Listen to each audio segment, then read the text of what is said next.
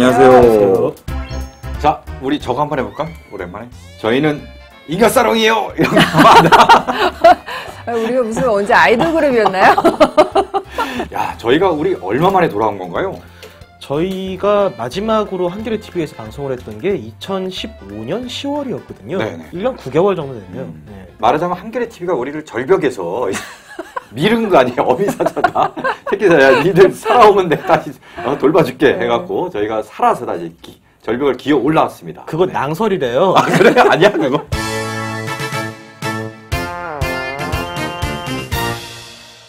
오늘 그럼 첫 번째 주제로 바로 들어갈 텐데요. 장안의 화제. 옥자입니다, 옥자. 그렇죠. 저희가 첫 방송을 언제 녹음할 것인가 또 무엇을 녹음할 것인가를 두고 많은 고민을 했었잖아요. 네네. 우리가 이렇게 대망의 컴백을 기념해서 그 이름값에 걸맞는 작품을 들고 와야 되는데 딱 들어맞는 작품이 옥자 아니겠습니까? 제가 저 봉 감독님이랑 좀 조율을 했거든요. 인간사랑 새로 시작할 때 개봉해라 그럼 우리가 다루겠다.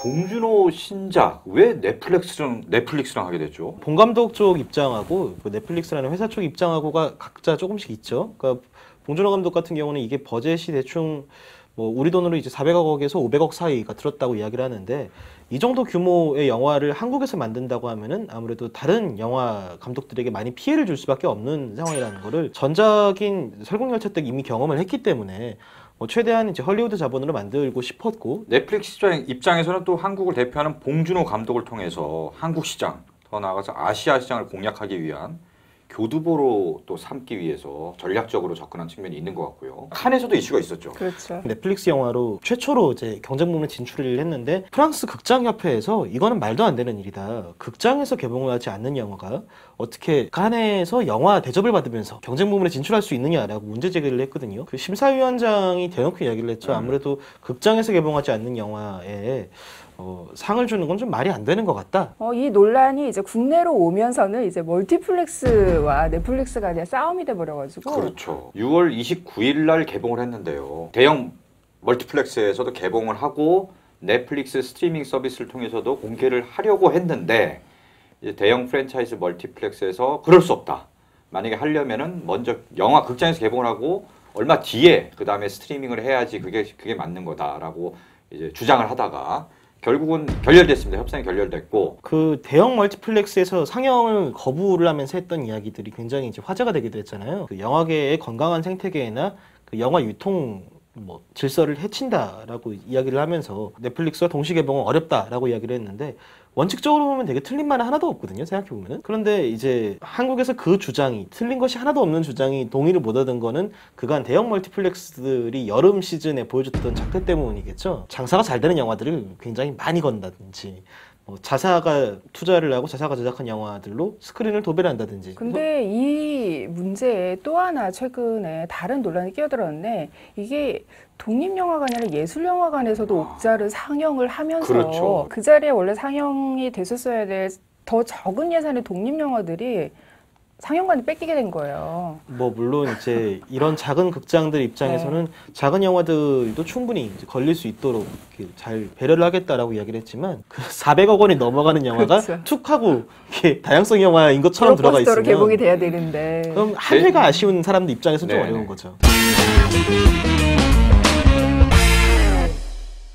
지금부터는 이제 영화 안으로 들어가 보죠. 영화 내용에 대한 얘기. 일단 옥자가 돼지 이름이죠. 그 슈퍼돼지입니다. 이게 다국적 식품회사에서 만든 돼지인데 이 돼지가 10년 전에 그 세계 각국의 농가들에 이렇게 나눠져서 이렇게 잘 키워서 슈퍼돼지를 만들어서 누가 제일 더 잘 키웠나 경진 대회를 하겠다라고 해서 나눠진 거죠. 할아버지와 단둘이 살아가고 있는 미자라는 소녀와 함께 이제 자랍니다. 그래서 단순하게 그냥 집에서 키우는 어떤 가축이 아니라 친구이고 가족이고 이런 존재로 이제 자라나요. 근데 이게 10년이 지나서 이제 콘테스트 다 끝났고 옥자가 슈퍼돼지 1등을 먹어서 뉴욕으로 가게 되는데 미자 입장에서는 청천벽력 같은 얘기죠. 내 친구를 데리고 와서 뭐 할 건데.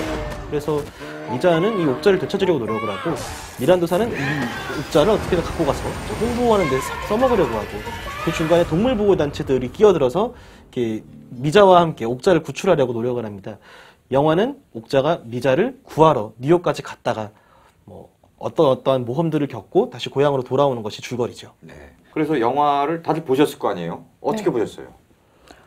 일단 그 전까지 봉준호 감독의 작품 중에서 가장 호불호가 많이 갈리는 작품이 바로 이전작인 설국열차였잖아요. 네. 그래서 저는 설국열차 다음에 설국열차보다 오히려 더 호가 많이 갈리는 작품이 지금 초반에 입소문이 갈리고 있는데 저 같은 경우는 설국열차보다 더 재밌게 본 것 같아요. 네. 약간 봉준호 감독 전작들의 흔적들이 좀 많이 묻어 있으면서도 그러면서도 약간 이때까지 작품들에 비해서 훨씬 더 단호하고 그 단순한 세계관을 가지고 좀 직설적으로 하고 싶은 이야기를 풀어낸 작품이다. 그래서 어떻게 보면 이게 봉준호 영화 세계 1기 마무리 혹은 2기의 시작이 아닐까라는 생각을 좀 해봤습니다. 봉준호 감독의 전작들의 색깔이 많이 묻어난다고들 많이들 얘기를 하는데 기존의 설국열차가 완전히 그 외국 원작을 영상화해서 SF 장르식으로 풀어갔다면 이 작품은 사실 딱히 어떤 장르가 없는 굉장히 혼종적인 그런 작품이라서 한국 관객들도 이거 어떤 부분은 굉장히 한국 영화, 그동안 보여줬었던 봉준호 영화 중에서 가장 한국적인 그런 작품인 장면들도 있고 일단 초반에 네. 그 강원도 산골의 장면들은 정말 와. 네, 저는 사실 그 명동 지하상가에서 난장 버릴 때 그때 이거 진짜 서울이다 이거. 나그 서울을 이만큼 정확하게 재현한 작품이 그 있었나. 장면에서 제일 깜짝 놀란 게 네. 그 옥자가 막 네. 이제 막 달려가고 막 난리 부르스 치고 있는 와중에 누구 어떤 사람이 막 옥자 앞에서 뛰면서 그 셀카 찍어 셀카 찍어. 그렇죠. 네. 그래서 셀카 장면이 엄청 많이 나와요. 그러니까 셀카의 민족이라는 거. 근데 거기 한국에 대한 세태풍자 정신이 그 봉준호만이 보여줄 수 있는 그런 좀 뒤틀린 유머. 그 촬영된 장소가 회원 지하상가래요. 맞아요. 그러면은 왜 그 장소를 택했나 했더니 뭐 많은 사람들이 지나가는 장소이기도 하지만 그게 뭐 지하상가, 서울에 있는 지하상가 중에서 천정이 가장 낮다고 해요. 그래서 좁은 그 공간에서 커다란 동물이 충돌하는 그런 느낌을 극대화할 수도 있었고 되게 아름다운 장면도 많지 않았나요? 그 막 수렵군 같은 사람들이 와서 마취총 쏘는데 갑자기 동물 보호단체 애들이 그 무지개 우산을 쫙 펼쳐가지고 총알 탁 막는 그런 장면들. 다이소에서 지붕에서로 그것도 배경도 하필 다이소야. 굉장히 한국적인 공간이야. 옥자가 계속 다른 공간으로 자충우돌하다가 이제 가게를 통째로 부수는 가게가 하필이면 다이소라는 것도 굉장히 정확한 게 이 영화가 사실은 이야기하고 있는 그 최저가 유통이라는 거 그거를 한국 사회에서 가장 잘 보여주는 곳이 사실 다이소잖아요. 그래서 그 공간을 택한 이유도 굉장히 봉준호답고 이게 한국에서의 공간과 인물을 묘사할 때하고 이게 배경이 뉴욕으로 넘어갈 때하고가 묘사의 톤이나 깊이가 조금 달라요. 그렇죠, 맞아요. 그래서 네. 저는 아까부터 좀 얘기를 하고 싶었던 장면 중에 하나가 뭐 여차저차해서 미자가 결국에는 뭐 그 미란도사의 어떤 그 슈퍼돼지 축제에 그 초청돼서 가게 되잖아요. 근데 얘는 하나도 신나지 않는데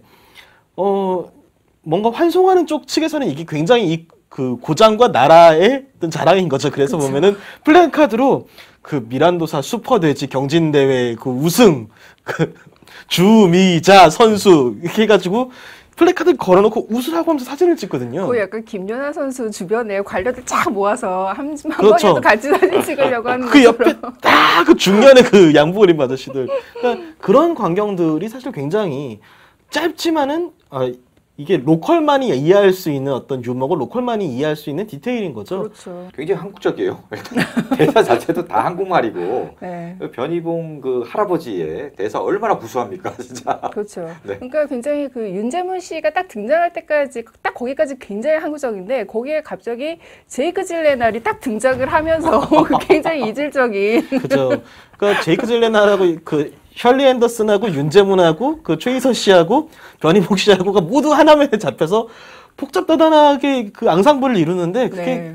그게 영화에서 가장 처음 와닿는 초현실적인 순간이죠. 그렇죠. 사실 봉준호식의 그쵸.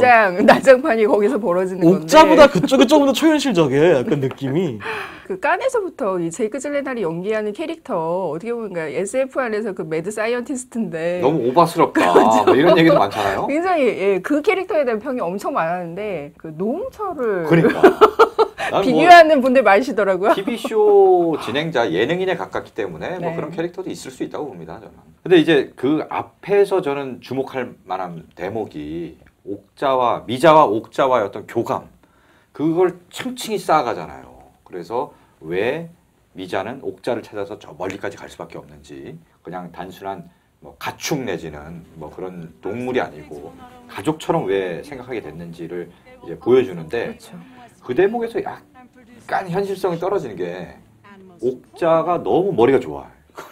사람 말 다 알아듣고 정말 미자가 큰 위기에 처했을 때도 그 옥자가 머리를 써갖고 엄청난 기지를 발휘해서 구해주잖아.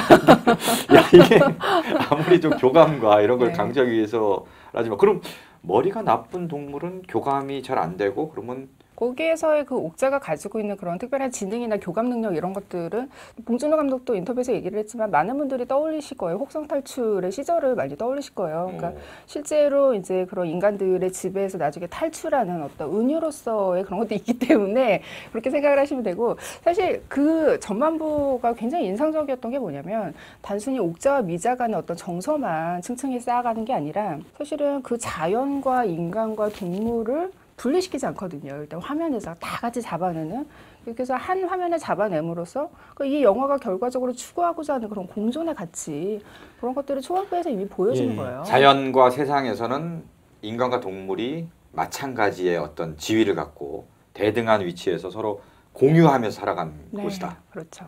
그래서 보면 초반에 인상적인 장면들이 나오죠. 이제 옥자야 나 매운탕 먹고 싶어라고 얘기를 하면서 미자가 얘기를 하면 옥자가 그 냇가에 몸을 풍덩 얹어서 그 물이 튀기면서 이제 같이 떨궈져 나온 물고기들을 줬는데 미자가 치어를 보고 얘네 이제 놓아줍니다. 그러니까 사실 그게 이제 뭐 낚시하시는 조사님들도 당연히 그렇게 하는 것이고 우리는 늘 그렇게 배워왔던 거지. 너무 어린 것들은 먹지 않는다. 근데 생각해보면 우리가 요새 먹고 있는 닭들이 생후 40일 안에 도축을 하잖아요. 그러니까 그런 부분에 대한 문제를 이렇게 은유를 한 것이라고 생각이 되기도 하고요. 네. 그리고 아까 지능 얘기하셨잖아요. 요새 연구 결과 따르면 돼지가 진돗개보다 지능이 높다라는 연구 결과가 나왔어요. 돼지 머리 좋다는 얘기는 저도 예. 들었는데 진돗개보다 좋다고? 너무 좋은데 그럼? 네, 그러니까 사실 옥자가 그 처음 말씀해주신 그 미자를 위기에서 구해주고 약간 본인이 약간 더 희생을 좀 해가면서도 미자를 구해주는 그 시퀀스가 말도 안 되는 것 같다고 생각을 하지만은 그게 그렇게 말이 안 될 일인가 생각해보면 또 얘기가 좀 다를 수도 있다라는 거예요. 하긴 개들도 주인을 위해서 자기의 목숨을 던져가면서 주인을 구하는 그런 얘기도 있잖아요. 하치 이야기인가 뭐 이런 것도 있잖아요. 근데 돼지도 이제 그럴 수 여기서는 있겠네. 좀 도구를 사용해서 말 그대로 이제 지략을 쓰기 때문에 도르래 같은 걸 네, 이용해서 그렇죠. 이거 좀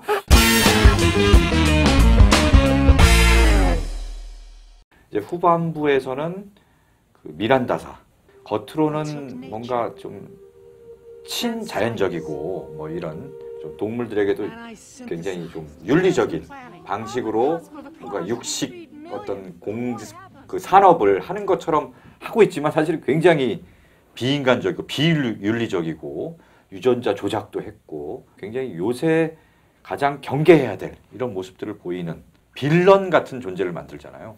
거기에 예. 대항하는 모습 보임으로써 뭔가 메시지를 담으려고 했죠. 재밌는 게 그 틸다 스윈턴이 연기한 그 CEO 루시 미란도는 굉장히 자기중심적인 사람이고 에고가 굉장히 이제 강한 사람이에요. 그러니까 이 모든 것은 나. 요새 들어서 어떤 기업들의 아이덴티티거든요. 옛날에는 어떤 기업이 있고 CEO의 존재가 그렇게까지 드러나지 않았다면 요새는 어떤 사람이 운영을 하고 이 사람이 미디어에 노출이 될 때 어떤 옷을 입고 어떤 식으로 프레젠테이션을 하고 하는 것들이 이 회사의 정체성처럼 이렇게 보여지기 시작하잖아요. 영화 첫 장면에서부터 굉장히 과시적으로 그 우리 할아버지 때부터 사용되던 공장인데 뭐 여기에는 노동자들의 피가 묻어 있고 그렇지만 나는 그렇지 않을 것이다라는 무대로 활용해 버리잖아요. 그렇죠.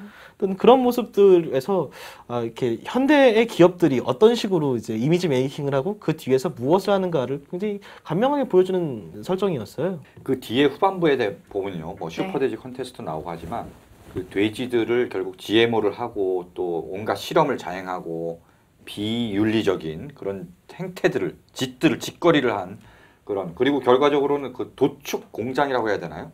공장형 네. 어떤 육가공 식품을 만들어내는 공장까지 나오면서 실제로 그런 공장은 우리나라도 있고 전 세계적으로 많이 있잖아요. 그렇죠. 그래서 우리가 아무 생각 없이 그냥 마트나 정육점에서 사 먹던 고기들이 어떤 과정을 통해서 만들어지는지를 영화에서 보여주면서 뭔가 약간 충격을 먹게 되는 그래서 실제로 영화를 보고 나면은 돼지고기 먹기도 좀 꺼려진다.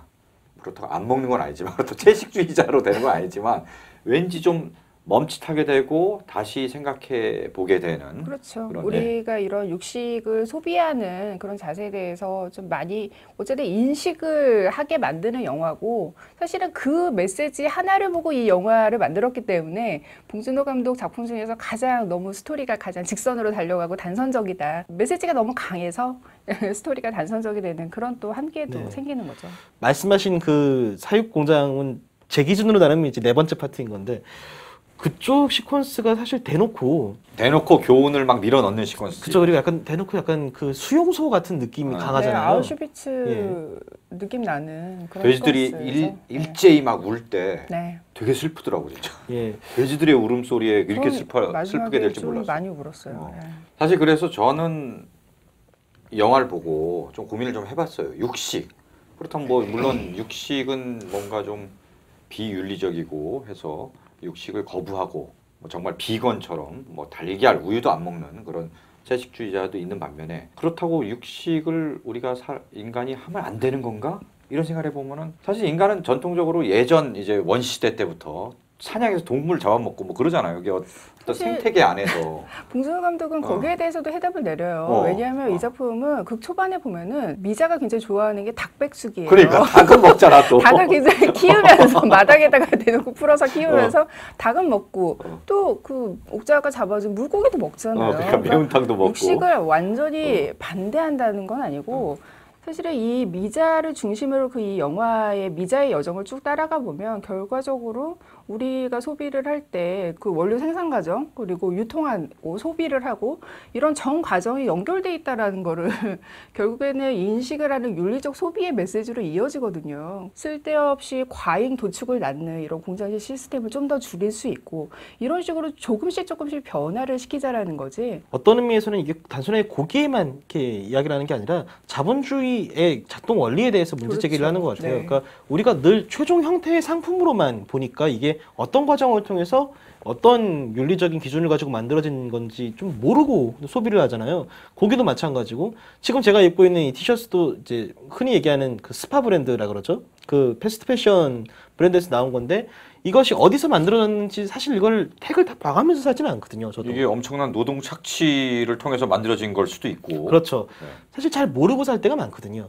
우리가 사용하고 있는 핸드폰들도 그렇고요. 사용하고 있는 제품들은 어떤 과정을 통해서 우리 손에 왔는가에 대해서 좀 생각을 하면서 소비를 하면 어떨까요? 라는 메시지도 같이 담겨 있고 그것이 그게 윤리적인 예. 소비죠. 어떻게 보면은 네. 그 동물 우리가 뭐 고기를 먹을 때 이 네. 고기들 동물들이 어떤 환경에서 어떻게 자라와서 우리가 먹게 되는지에 대한 고민도 하게 만들 뿐 아니라 자본주의 시스템 전체 우리가 소비하는 가령 뭐 제품 그다음에 거기 영화에서 중요한 대사가 나오는데 옥자를 보고 그 나중에 이제 그 미란다의 새로 나타난 이제 그 언니죠. 미란다가 한 얘기가 저 돼지는 내 자산이다.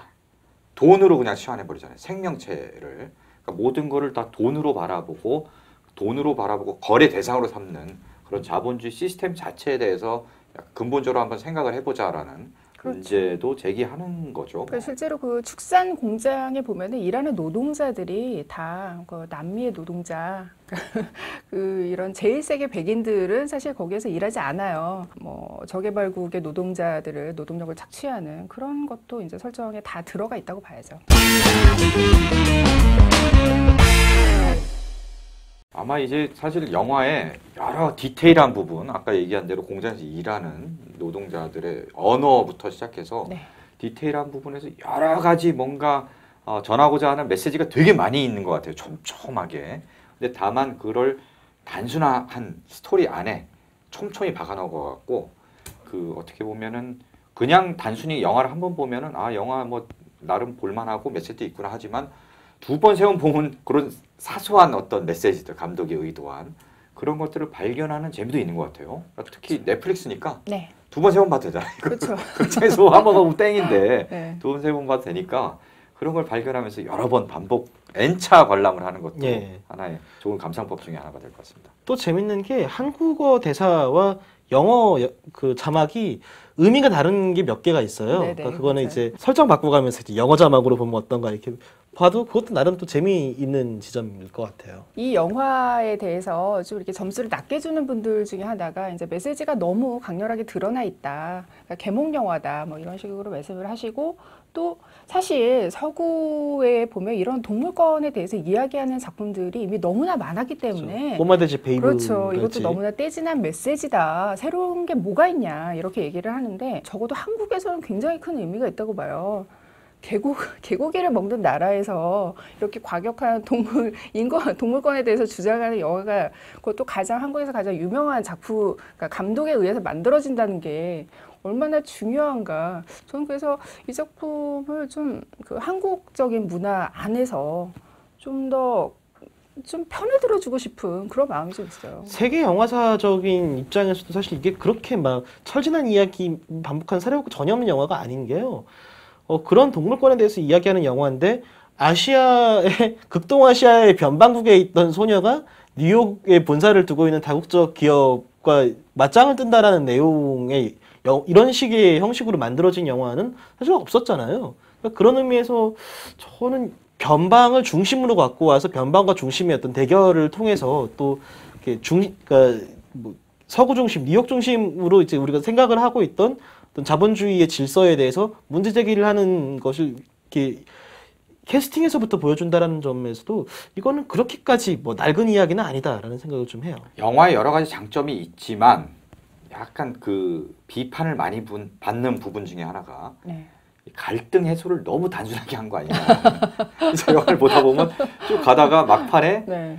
약간 어이없을 정도로 그렇죠. 단순하게 갈등을 확 풀고 해피엔딩처럼 가거든요. 네, 좀 농담처럼 그러니까 어. 농담이라고 느껴질 정도로 네네. 굉장히 급 갈등 해소가 돼서 그 부분이 좀 많은 분들이 이게 뭐지? 어떻게 보면 갈등 해소한 네. 것 자체가 그거 자체가 자본주의에 대한 비판의 또 은유다라고 볼 수도 있는데 어쨌든 영화적인 재미에서 보면은 갈등을 한참 끌어올렸다가 갑자기 뚝 하고 이제 그냥 마무리 짓는 거에서는 약간 아쉬운 대목도 있었습니다. 뭐 그거에 대해서 이견도 있긴 한데 네. 너무 자세히 얘기하면 좀 스포일러가 될 것 같아서. 그러니까 이게 스포일러라서 그냥 요 정도까지만 하고 각자의 판단은 각자의 몫으로 이제 남겨두도록 하고요. 자, 어쨌든 봉준호의 옥자 이게 뭐 여러 가지 의미도 있고 뭐 방식, 형식도 그렇고 내용으로도 그렇고 그 여러 가지 의미가 있는데 앞으로 궁금한 거는 봉준호 감독이 결국 다음엔 또 어떤 프로젝트 할 것이냐. 네. 그전에는 자기만의 어떤 한국 내에서 영화를 만들어 오다가 설국열차라는 글로벌 프로젝트로 옮겼다가 이제는 그 옥자를 통해서 완전히 글로벌 무대로 진출을 해버렸어요. 그럼 이제는 앞으로 할리우드에서만 만나는 건가? 봉준호 감독은? 이렇게 궁금해지는데 다음 차기작은 또 한국 영화라고 해요. 네, 제목도 굉장히 봉준호 감독 다운 것 같아요. 소재가 기생충이라면서요. 기생충.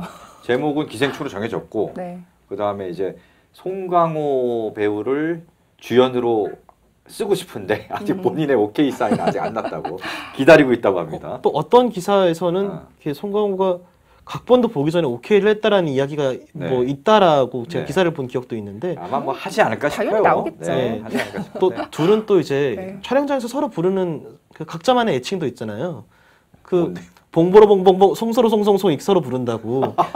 실제로 그 촬영장 영상 같은 거 보면은 서로 그렇게 부르면서 이렇게 이거는 왜 저 성대모사 하지 왜 성대모사 안 그거 했어요? 너무 투머치 인포메이션 아니에요? 별로 알고 싶지 않은데. 왜요? 얼마나 귀여운데. 싫어요. 저는 더 이상 아재들이 이렇게 귀여워하는 놀이를 별로 알고 싶지 않고요.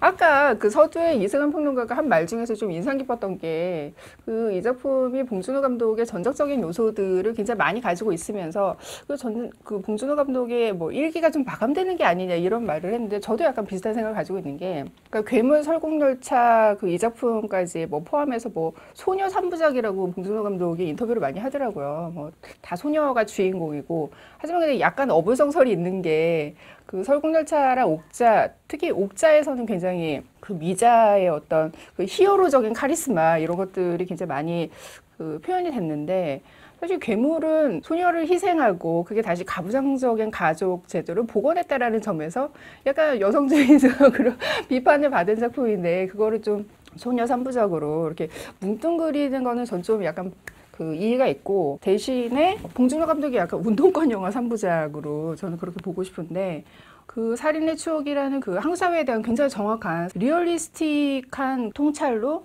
호평을 받았던 감독이 그 화려한 CG의 세계로 들어오면서 점차 이런 논란이 있었던 거잖아요. 근데 그런 CG를 동원해서라도 감독이 이게 살짝 그 판타지 세계로 넘어갈 수 있는 것을 본인의 약간 그 운동권 감성으로 메시지를 그만큼 좀 강하게 주입시키는 걸로 많이 보완을 했어요. 그래서 저는 뭐 기생충 어떤 얘기가 나올지는 전혀 모르겠지만 다음 작품에서는 좀 이렇게 다른 얘기를 워낙 영리한 감독이니까 여기로 마감을 짓고 본인 스스로도 뭐 소녀 3부작으로 일단 부를 정도로 하나의 완결짓는 이야기를 했으니까 제가 보기에는 네. 어쨌든 다음 영화는 또 이제 기생충이라는 한국 영화를 통해서 본인의 어떤 색깔을 확연히 드러나고 네. 그 다음 프로젝트는 또 미국 프로젝트라고 해요. 미국 이제 그 할리우드. 다음 프로젝트까지 정해졌나요? 네, 다음 프로젝트도 대략 정해졌는데 미국 제작회사, 미국 배우, 미국 스태프와 같이 하는 영화라고 하니까 이건 그냥 할리우드 영화가 될 것 같아요. 그래서 기생충을 또 어떻게 접근하면서 그 다음에 할리우드 메이저 영화는 또 어떻게 연출할지 뭔가 말 그대로 이 옥자를 기준으로 해서 봉준호의 제2기가 더 넓게 펼쳐지지 않을까 하는 네. 기대도 좀 해보게 됩니다. 이번에도 틸다 스윈튼이 나올까요? 저 글쎄. 그것도 되게 궁금하네요. 그러게 되게 궁금하긴 하네. 왠지 한국에서 찍는 영화에 뜬금없이 나온 것 같지 않으세요?